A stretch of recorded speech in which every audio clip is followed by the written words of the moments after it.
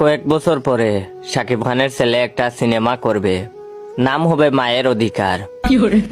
নায়ক থাকবে জয় আর ভিলেন থাকবে শাকিব খান।